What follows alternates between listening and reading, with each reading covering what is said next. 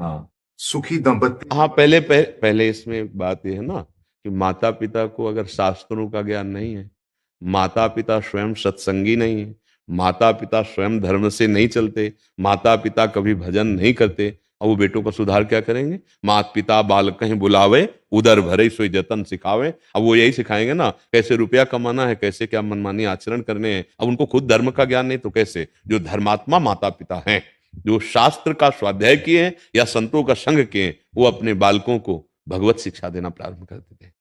ए सुनो, सुबह उठो, पहले धरती के चरण छो, और हमारे चरण छो, पापा के चरण छो।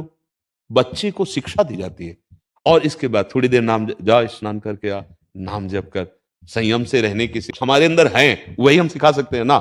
फिर वही बच्चे आगे जाकर के धर्मात्मा बनते हैं, वही भक्त बनते हैं, वही राष्ट्र भक्त बनते हैं। लेकिन आजकल हम बच्चों को कम दोष देते हैं, माता पिता को ज्यादा दोष देते हैं।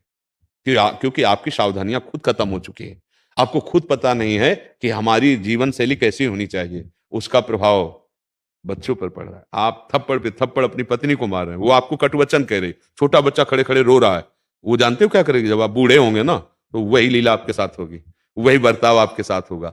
आजकल बहुत बड़ा विचित्र स्वरूप बनता चला जा रहा है कि बच्चे जवान माता पिता से पोषित होकर धन संपत्ति का अपहरण करके उनको निकाल देते हैं।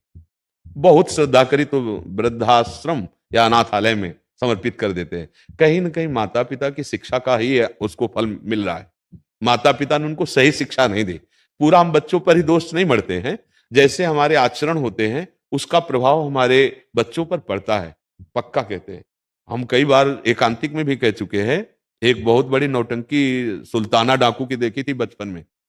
जब उसे अधिकारियों ने पकड़ा और फांसी की सजा दी गई, तो उससे पूछा गया तुम्हारी अंतिम इच्छा क्या है? तो उसने कहा मेरी मां से मिला दो। मां लाई गई। कहा बेटा, सो इसे लपट करके दांत से नाक काट ली थी ऐसे। तो उनका ऐसा क्यों किया? अधिकारियों ने पूछा।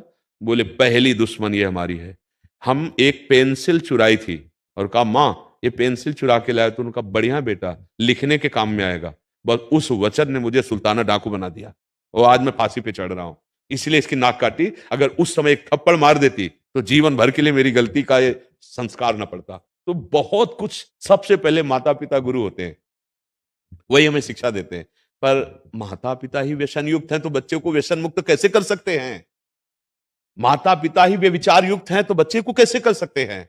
माता पिता ही भ्रष्ट बुद्धि के हो रहे हैं तो बच्चों को संस्कार कैसे दे सकते हैं? गर्भस्थ शिशु से संस्कार प्रारंभ हो जाता है। जिस दिन पता चले कि गर्भ में बच्चा आ गया है, उस दिन से ब्रह्मचर्य का पालन दोनों को करना चाहिए, माता और पिता। कैसा है?